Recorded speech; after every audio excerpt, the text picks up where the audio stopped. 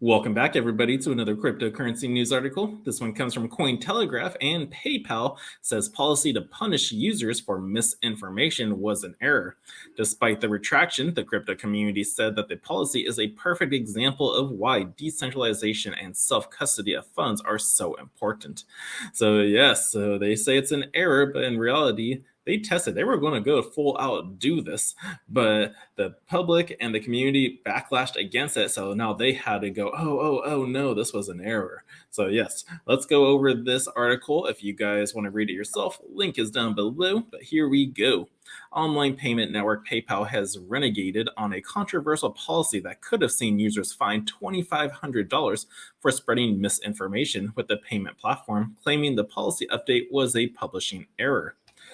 The now retracted misinformation clause in PayPal's acceptable use policy was set to take effect on November 3rd, which would have expanded its list of prohibited activities to include the sending, posting, or publication of any messages, content, or materials that promotes misinformation.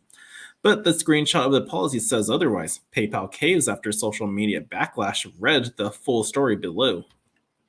PayPal has since had told multiple outlets reporting on the clause that the updated AUP went out in an error and included incorrect information, claiming that it would not fine its users for spreading misinformation. PayPal is not fining people for misinformation, and the language was never intended to be inserted in our policy.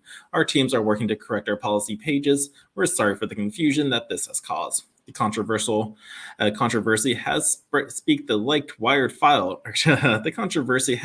wildfire on Twitter among both crypto and non-crypto observers, with some continuing to comment on the issue even after the retraction. David Marcus, CEO of Lightspark and former president of PayPal, called it insanity that a private company now gets to decide to take your money if you're saying something that they disagree with.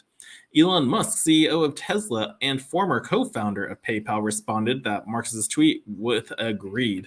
Sid Powell, co-founder of Maple Finance, said that the case at hand provides a textbook example as to why it is essential to have custody over your own funds.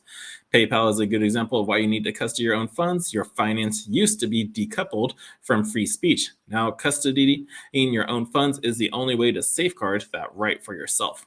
Michael Van de Pape, founder and CEO of crypto consulting and education platform 8, kept his opinion short and sweet, calling the end of PayPal. And yeah, that's all he said. But not everyone considered PayPal's now retracted clause to be dishonorable to its users. Milton Demers, chief strategy officer of digital asset investment firm CoinShares, said that in any event, companies have the right to choose who can use their services without explanation. Whether explicitly stated via the terms of service or not, all sorts of companies from GitHub to PayPal to insert service provider here engage in censorship and have the right to deny service and access to anyone they choose at any time without explanation, says Melton.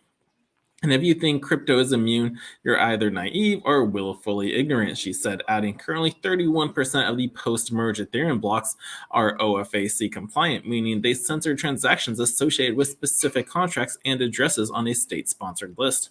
While implementation of a fines would be a first for PayPal, the payment giant is no stranger to deplatforming users. It isn't politically aligning with having cut ties with domain-registered Epic, which provided services to the Proud Boys and other far-right groups in October of 2020. Similarly to the broader stock market, PayPal shares have plummeted 64.65% over the last 12 months, according to Yahoo Finance. NASDAQ is due to reopen on October 10th at 1:30 p.m. UTC time, so it remains to be seen whether the clause and subsequent retraction will impact PayPal's share price. So yes, we just gotta wait and see on that. But how did you feel about it when you saw this article? So a lot of people were talking about this, I believe, like the last day or two. So yeah, but yeah, I hope you guys liked this article. If so, hit that thumbs up for me. Hit subscribe to the channel also. And until next time, the Crypto Sherpa is out.